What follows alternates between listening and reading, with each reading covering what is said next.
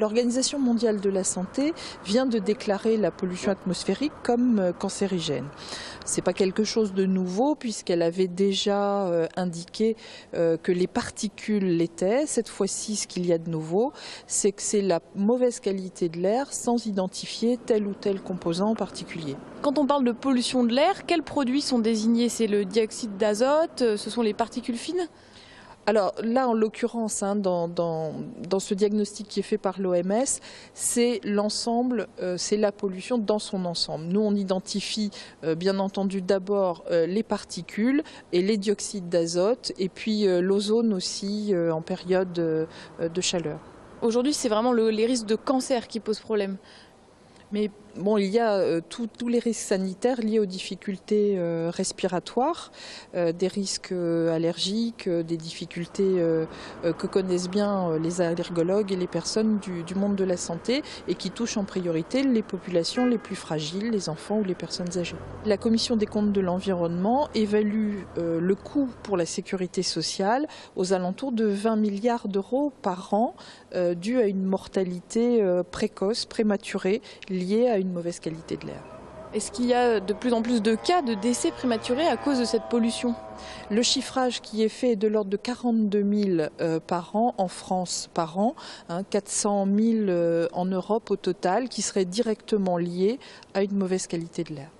Donc au-delà de la pollution, c'est un véritable enjeu de santé publique. C'est un enjeu de santé publique et l'ORAMIP, en organisant les rencontres internationales l'an dernier, a permis des échanges entre les différents experts et les différents acteurs de la qualité de l'air pour mettre en évidence cet enjeu de santé publique. Il n'y a pas qu'un enjeu environnemental, il y a directement aussi une question sanitaire derrière ce problème de la qualité de l'air. Toulouse, comment se place-t-elle par rapport aux... J'imagine que les agglomérations font partie des points importants. Alors c'est un enjeu qui est effectivement très urbain. De ce point de vue-là, Toulouse ne se distingue pas par rapport aux autres grandes villes de France et d'Europe. La mauvaise qualité de l'air est un phénomène plutôt en proximité de trafic, mais qui est aussi lié à toutes les combustions. Donc on relève des pics au moment de la mise en route du chauffage, tous les chauffages qui utilisent des énergies fossiles ou du bois.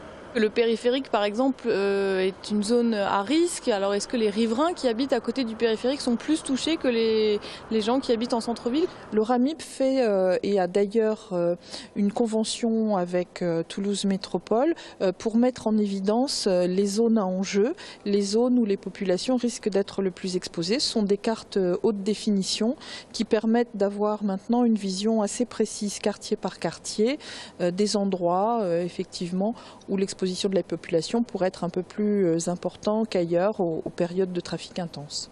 Donc c'est le cas du périphérique, j'imagine.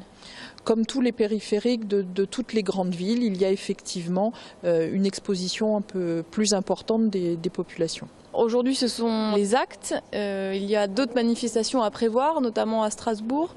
Alors, il est important effectivement une mobilisation de l'ensemble des acteurs. Donc, nous avons ouvert la voie à l'ORAMIP en organisant les rencontres internationales l'an dernier. On renouvelle cette année ces rencontres internationales à Strasbourg le 9 décembre, en présence du commissaire européen de l'environnement, Janez Potočnik, et de tous les acteurs, d'autres acteurs européens du monde de la santé, des acteurs locaux, des politiques, des institutionnels. Il est important que tout le monde échange et partage cette culture commune, ces connaissances et engage cette synergie, ces mouvements à agir.